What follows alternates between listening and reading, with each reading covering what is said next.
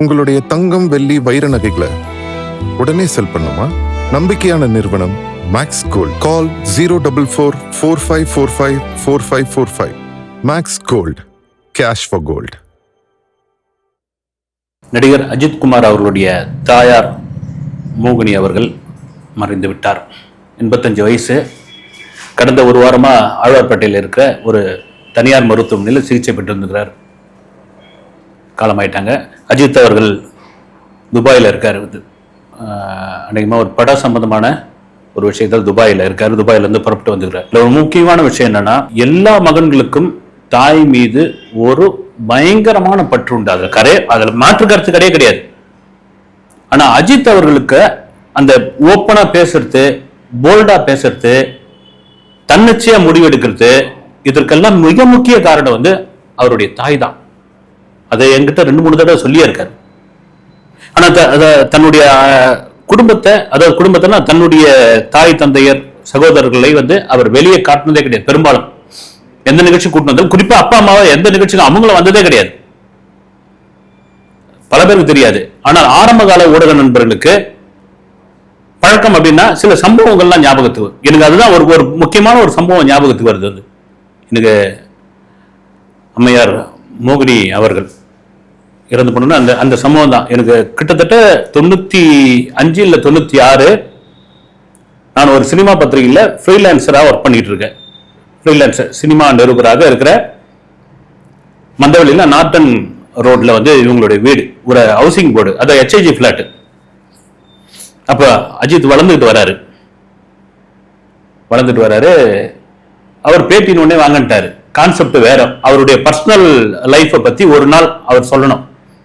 காலையில எழுந்ததுல இருந்து நைட்டு போயிட்டு படுக்கிற வரைக்கும் ஒரு பர்சனல் லைஃப்ல என்னன்னோ அதை போட்டோ எடுத்துப்பாங்க. அப்பெல்லாம் இப்போ விஷுவல் தான், நம்ம விஷுவல் கிடையாது. போட்டோ ஷூட் எடுத்துக்கிட்டு அதை வச்சு ரைட் அப் எழுதுறது. அந்த அட்ரஸ் அப்போ லேண்ட்லைன் தான். கண்டுபிடிச்சு தேடி அலைஞ்சி கிழிஞ்சி போனா வெயிட் பண்ணிட்டு இருக்காரு அந்த ஒரு வீட்டு வாசல்ல. எனக்காக ஒருத்தர் நிருபர் வரன்னு சொன்னாரு, அவருக்காக வெயிட் பண்ணிட்டு. அந்த சமயத்துல இப்பதான் அவருடைய மேனேஜர் சுரேஷ் சந்திரா, அப்போ PRO சங்கரலிங்கன் அவர் மறைந்துட்டாரு. அவர்கிட்ட தான் நான் அட்ரஸ், போன் நம்பர் இதெல்லாம் கேட்டு பார்க்க போனேன். இது ஒரே ஒரு இன்சிடென்ட் மட்டும், இதை மட்டும் சொல்லிடுறேன். ஒரு ரூம்ல உட்காந்து பேசிட்டு இருக்கோம். அவர் என்ன பண்ணாரு, அஜித் ஸ்மோக் பண்ணுவார். அப்போ ஸ்மோக் பண்ணிட்டு இருக்காரு. பண்ணிட்டு இருந்தவொடனே கதவுக்கு அந்த பக்கம் டக் டக்னு சத்த தட்டி மே கமிங் அப்படின்னு ஒரு சவுண்ட் கேட்குது. சக்குன்னு அவர் கையில் வச்சிருந்த சிகரெட் என்ன பண்றாரு, இங்க கீழே அப்படியே வச்சுட்டு எஸ் கமிங் மம்மி அப்படின்றாரு. பார்த்தா அவன் அம்மா ஒரு காஃபி ட்ரேல காஃபியை கொண்டு அப்படியே எடுத்துன்னு வராங்க. எடுத்து வந்தோடனே அவர் ஓரமா அந்த இதெல்லாம் தள்ளி விட்டாரு.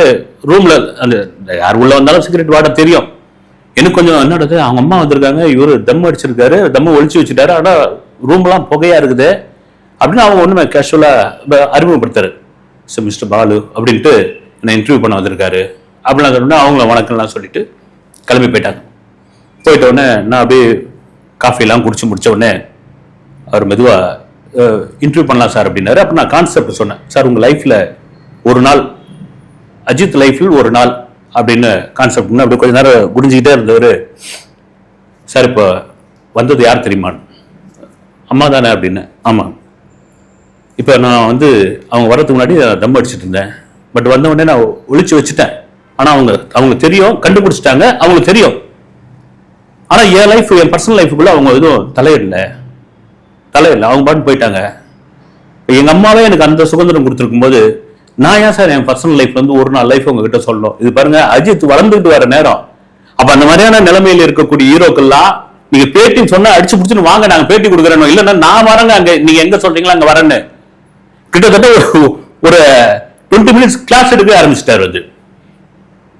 அப்புறம் நார்மலா ஒரு கேள்வி பதில் இன்டர்வியூவா முடிச்சுட்டு போயிடுறோம். காரணம் என்னன்னா, எவ்வளவு ஒரு பெருந்தன்மை பாருங்க. ஒரு அம்மா மகனா கூட இருந்தா கூட எவ்வளவு ஒரு அற்புதமா படித்தவர்கள் தாங்க இதுல அம்மாவுக்கு ஒரு மரியாதை கொடுக்குறாரு, ரைட்டு. அதை தாண்டி எனக்கு மகன், எனக்கு ஒரு சுதந்திரம் இருக்குது இல்ல அப்படின்னு. இதெல்லாம் மீறி இந்த இழப்பு ஈடு செய்ய முடியாத இழப்பு அஜித் அவர்களுக்கு. ஏன்னா கடந்த சில வருடங்களுக்கு முன்னாடி அவருடைய தந்தை சுப்பிரமணியம் அவர்கள் இறந்து போனார். அப்போ ஒரு அறிக்கையை விட்டிருந்தார், தயவு செய்து அந்த வார்த்தை, தயவு செய்து இது எங்கள் குடும்ப சம்பந்தப்பட்ட நிகழ்ச்சி, நீங்க யாரும் தயவு செய்து இதுல வந்து தொந்தரவு செய்யாதீர்கள் அப்படிலாம் கொண்டு. என்னன்னா மீடியாக்காரங்க வராதீங்கப்பா, விட்டுருங்கப்பா. ஏன்னா அவங்க தந்தை மீது அப்படி ஒரு பாசத்தை வச்சிருந்தவர் வந்து அஜித் அவர்கள். அவர் ரொம்ப காலம் ட்ரீட்மெண்ட்ல இருந்தார். ரொம்ப காலம் ட்ரீட்மெண்ட்ல தான் தன் தந்தையை அவரே பார்த்துக்கிட்டாரு. என்னென்ன மெடிக்கல் ரிப்போர்ட்ஸ் வந்து அவருக்கு வந்து போன்ல அப்டேட் பண்ணிக்கிட்டே இருக்கணும், அதை வாட்ச் பண்ணிக்கிட்டே இருப்பாரு. அப்பா மேல அப்படி ஒரு அன்பு, அம்மா மேல அதை விட அன்பு. அந்த சமயத்தில் தன் அப்பா சுப்பிரமணியம் அவர்கள் இறந்து போன போகிறது. யாரும் வராதீங்க, இது எங்க குடும்ப சம்பந்தப்பட்ட விஷயம் அப்படின்னு அதையெல்லாம் மீறி இந்த மீடியாக்கள் அந்த வீட்டு, நீலாங்கரை வீட்டு முன்னாடி, பாலவாக்கம் வீட்டுக்கு முன்னாடி ஒரு கேமரா ஸ்டாண்ட் போட்டு பெசன் நகர் இடுகாட்டிற்கு கொண்டு செல்லும் பொழுது அந்த கேமரா உள்ளெல்லாம் கொண்டு போய் விட்டதெல்லாம் நான் கண்டனமா பேசியிருக்கிறேன். பல பேர் வந்து திட்டிருந்தாங்க. எங்க ஒரு மனுஷன் வேணான்றாங்க, இது எங்க குடும்ப சம்பந்தமானதுங்க, எங்க சுதந்திரமா விடுங்க, அவ்வளவு கேமரா கொண்டு வராதீங்க, நான் என் தந்தை இறந்த துக்கத்துல இருக்கிறேன், என் தந்தை நோய்வாய்ப்பட்டு அப்படி இருந்தவர் அவரு, அவரை நான் கண்ணு கருத்துமா பார்த்துக்கிட்டேன், என்னுடைய வாழ்க்கையினுடைய ரோல் மாடல் அவரு, நான் இந்த அளவுக்கு வளர்ந்திருக்கிறேன், இந்த அளவுக்கு புகழ் அடைஞ்சிருக்கிறேன்னா என் தந்தையும் முக்கிய காரணம், அதே வேளையில் தாயும் மிக மிக முக்கிய காரணம் என்பது பல பேருக்கு தெரியாத உண்மை. அஜித் அவர்கள் தெரியும், ஒரு ஸ்கூல் டிராப் அவுட், அவர் டிகிரி எல்லாம் கிடையாது, ஆனா ஃப்ளூயண்டா இங்கிலீஷ் பேசுவாப்ல, எக்ஸ்ட்ரா 3 லாங்குவேஜ் தெரியும், பார்க்கறதுக்கு சும்மா அப்படியே சும்மா சேட்டு பையன் மாதிரி அப்படி இருப்பாப்ல. அவருக்கு ஒரு ஆசை, மாடலிங் பண்ணோம், மாடலிங் வச்சு சினிமாக்குள்ள போகணும்னு. வீட்டுல எப்படி ஒத்துப்பாங்க? அப்ப என்ன, அப்பா பிராக்டிகலா பாக்குறாரு, வந்து இது வேணாம், சினிமா வந்து சில பேருக்கு தான் கை கொடுக்கும், 1000ல் ஒருத்தர் இல்ல, லட்சத்துல ஒருத்தருக்கு தான் கை கொடுக்கும், நீ வந்து டெக்ஸ்டைல்ஸ் பிசினஸ் பண்ணு, ஈரோட்ல போயிட்டு டெக்ஸ்டைல்ஸ் பிசினஸ் பண்ணு, அதுக்கான காசை நான் தரேன் அப்படின்னு. இது அவங்க அம்மா கவனிச்சுட்டு இருக்காங்க. இல்ல இது அப்பா கிட்ட எவ்வளவு சொல்லி பாக்குறாரு இவரு, இல்ல டாடி கொஞ்சம் டைம் கொடுங்க, எனக்கு ஒரு வாய்ப்பு கொடுங்க அப்படின்னு. அவருக்கு பயம், சினிமாவுடைய இதுதானே. அஜித்தோடைய தந்தை சுப்பிரமணியம் அவர்கள் பாலக்காட்டை சேர்ந்த தமிழர், அம்மா மோகினி அவர்கள் சிந்தி. இவருக்கு அப்பா வந்து சமாதானப்படுத்துறாரு, அவங்க அம்மா கவனிச்சுட்டு இருக்காங்க. அவங்க வந்து அவங்க கணவர்கிட்ட சொல்றாங்க, வந்து நம்ம மகன் தானே, நம்பிக்கை வைங்க, நம்ம பையன் தானே, நம்பிக்கை வைங்க, ஒரு டைம் கொடுங்க, ஒரு 2 வருஷம் டைம் கொடுங்க, 2 வருஷத்துல சினிமா சக்சஸ் ஆக முடியல அப்படின்னா அவன் வந்து அந்த டெக்ஸ்டைல்ஸ் பிசினஸ் பண்ணட்டும் அப்படின்றாங்க. அந்த ஒரு நம்பிக்கை விதையை போட்டவர் வந்து தன்னுடைய தாய். நீங்க அந்த நம்பிக்கை விதையை அந்த தாய் போடலன்னா இன்னைக்கு நம்ம தலை அல்டிமேட், இன்னைக்கு என்ன சொல்ற ரேஸ்ல இந்தியா புகழடைஞ்சது, அதை தாண்டி இந்த கோடான கோடி ரசிகர்கள் அமுக்கு டுமுக்கு அம்மாள் டுமில் ஒருத்தர் டிஃபால்ட்டா அடிச்சா பாருங்க, அது இன்னைக்கு வரைக்கும்.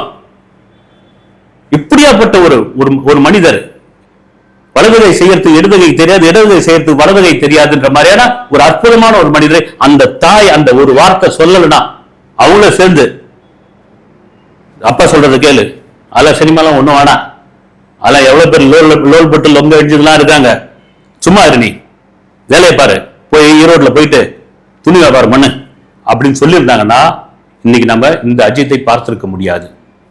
நிச்சயமாக அவர் துபாயில இருக்காரா அல்லது வந்து அஜர்பைஜான்ல இருக்காரா தெரியல, ஆனால் தன்னுடைய தாயினுடைய அந்த தகவல், இறப்பு செய்தி, அவர் எவ்வளவு பெரிய கனத்த மனசாக இருந்தாலும் குமரி கொண்டிருப்பார், அதை மாற்றுக்கிறது கிடையாது. இதெல்லாம் மீறி பொதுவா இப்ப பசங்க கஷ்டப்படுறது எந்த தாய் தான் கூட விரும்ப மாட்டாங்க. வந்து அவங்க அம்மா மேல இன்னும் பெரிய பாசத்திற்கான காரணம் என்னன்னா, அவர் ஒரு இன்டர்வியூல சொல்லியிருக்காரு, ஒரு கட்டத்தில் அவர் இந்த பைக் ரேஸ்ல ஓட்டி ஓட்டி ஓட்டி ஸ்பைனல் கார்டுல 32 தையல் போடப்பட்டு மிகப்பெரிய ஒரு சர்ஜரி ஒண்ணு பண்ணிருக்காங்க. அந்த 90 காலகட்டங்கள்ல எந்த ஷூட்டிங்கு போனாலும் ஒரு ஃப்ளோர் பெட் ஒண்ணு இருக்கும் அஜித்துக்கு. ஒரு 2 ஷாட் நடிப்பாரு, ஒரு ஃப்ளோர் பெட்ல போய் கொஞ்ச நேரம் படுத்துறாரு, முதுகு வலி, உயிர் போகும் அப்படின்னு. 2-3 படங்கள்ல அவர் போய் ஹாஸ்பிட்டல் அட்மிட் ஆயிட்டாருங்க, அந்த படத்துல இருந்து தூக்கலா செஞ்சாங்க. வந்து அஜித் அவர்களை அவமானப்படுத்தி இருக்காங்க. ஒரு பக்கம் வலி, ரண வலி தூக்குது, இன்னொரு பக்கம் கேலி, இன்னொரு பக்கம் வந்து எதிரிகள் வந்து அழிக்க பாக்குறாங்க. கண்டிப்பா நடந்தது அதெல்லாம். எங்க இருந்தோ ஒருத்தர் வந்து தமிழர் புத்துக்கு தத்தி தத்தி பேசுறது, ஆள் பார்த்தா சேட்டு மாதிரி இருந்துன்னு இந்த தமிழ் சினிமால இப்படி வந்து இந்த பெண்கள் மத்தியில் இப்படி ஒரு கிரேஸ், ஃபேன்ஸ் இப்படி கூடுது. ஆனா அந்த நேரத்துல படுத்து படுக்கையாக இருந்த நேரத்தில் ஒரு 6 மாத காலம் செயல்படாத நேரத்தில் அவருடைய தாயார், அஜித் அவருடைய தாயார் மோகினி அவர்கள் தன் மகனை கண்டும் கருத்துமா பார்த்துக்கிட்டு கான்பிடண்டா சொல்லியிருக்காங்க. பொதுவா அப்பா அம்மா என்ன பண்ணிருப்பாங்க, ஏப்பா இது வேணும், நமக்கு வேணுமா, அது உனக்கு ஏன் அதை போய் சினிமாவில் போயிட்டு வேடா, அது கை கொடுக்கல, விட்டு வேற ஏதாவது கம்பாரிசன் வரைக்கும் போதும், நிம்மதியா ஒரு வாழ்க்கை வாழலாம். நெவர். அதை சொல்லவே இல்லை. உன்னால முடியும்பா, நீ செய்வ, நீ ஆக சிறந்த ஒருத்தன், நீ வருவ, மீண்டு வருவ அப்படின்னு அந்த தாய் சொல்லும் போதுதாங்க, நீங்க 1000 பேர் நண்பர்கள் சொல்லலாம், உறவினர்கள் சொல்லலாம், எல்லாம் உதட்டளவுல சொல்றவங்க, இந்த உள்ளத்துல இருந்து சொல்ற ஒரே ஜீவன் தாய் மட்டும்தான். அந்த தாய் சொன்ன வார்த்தை தான் அந்த 32 தையல், தீராத வலி, உயிரை உச்சில தூக்கக்கூடிய அந்த கொடுமையான வலி எல்லாத்தையும் கடந்து வந்து இன்னைக்கு சும்மா ரேஸ்ல அடி தூள் கலப்பிக்கிட்டு இன்னைக்கு தலை எப்ப படத்தை அடுத்த அப்டேட் எப்பன்னு கேட்கறாங்க இல்லைங்களா? இதற்கான முதல் விதை விதைத்தவர் அந்த தாய் தான், அந்த அம்மா தான். நீங்க 1000 சொந்த பந்தம் என்ன வேணாலும், கோடிக்கணக்கான லட்சக்கணக்கான ரசிகர்கள் எவ்வளவுதான் இருந்தாலும் சரி, அந்த ஒரு தாய்க்கு ஈடாகுமா? கனத்த மனதோடு அந்த என்ன சொல்லுவாங்க, அந்த பிளாஷ்பேக் சீன்ஸ் சொல்லுவாங்க இல்லைன்னா பிளாஷ்பேக் காட்சிகள், சிறு வயதுல இருந்து ஒரு நடுத்தர வயதுல இருந்து, ஒரு அமராவதி படத்துல அறிமுகமானதுல இருந்து, ஹாஸ்பிட்டல்ல சிக்கா கடந்ததுல இருந்து, ஒரு தாய் எப்படி பார்த்துக்கிட்டாங்க அப்படின்ற ஒரு நினைவுகளோடு கனத்த இதயத்தோடு வருவார். அதே வேளையில் இந்த மீடியாக்களுக்கும் எப்படி ஒரு இப்ப மீடியாக்கள் போயிட்டு வந்துக்கிறாங்க. எதிர்கட்சி தலைவர் ஸ்டாலின் அவர்கள் வந்து அறிக்கை கொடுத்திருக்காரு, எடப்பாடி பழனிசாமி அறிக்கை கொடுத்திருக்காரு, ரஜினிகாந்த் அவர்கள் அறிக்கை கொடுத்திருக்காங்க இரங்கல். இது இந்த இன்னும் கொஞ்ச நேரத்துல வந்து சிஎம் விஜய் வந்து போய் பார்க்க போறாருன்னு ஒரு தகவல் இருக்கு. பாலவாக்கத்துல இல்லத்துல 2 பேரும் தொழில் ரீதியாக சினிமாவில் போட்டியாளர்களாக இருந்தாலும் இன்னைக்கு அவர் வந்து முதலமைச்சர் சிஎம் விஜய் இன்னைக்கு அல்டிமேட் ஸ்டார், இன்னைக்கு வந்து ரேஸ்ல இந்தியாவினுடைய ஒரு நட்சத்திரம், அவர் வந்து கண்டிப்பா பார்க்க போறாரு. அதெல்லாம் தாண்டி மீடியாக்களுக்கு அவங்க அப்பா இறந்து போனப்போ ஒரே ஒரு விஷயம் சொன்னார் இல்லைங்களா, மீடியாக்கெல்லாம் வராதிங்க, நேரடியா சொல்ல, மீடியாக்கெல்லாம் வராதிங்க, வேணாங்க, அது விரும்பக்கூடிய ஆள் கிடையாதுங்க. நானு கேமரா உள்ள விடுறது, கேமரா வந்து காமிக்கிறது, கேமராவை கொண்டு வந்து முகத்துல இது பண்றது, அவர் அந்த இந்த சட்டி கொல்லி சட்டி தூக்கி போவாரு, அதுக்கு ஒரு க்ளோஸ் அப் ஷாட் வச்சு கொண்டு போவாங்க அந்த கேமராவில. எப்படியாப்பட்ட ஊடகம் பாருங்க. அதனால இந்த அம்மையார் தாயார் மோகினி அவர்களுடைய இந்த இறுதி சடங்கில் கூட, இறுதி ஊர்வலத்தில் கூட மீடியாக்கள் நாகரிகத்தோடு நடந்து கொள்ளுங்கள், அஜித்துடைய மனதை புண்படுத்தாதீர்கள். இது ஒரு அன்பான வேண்டுகோள். அடுத்த வீடியோவில் சந்திக்கிறேன். நன்றி.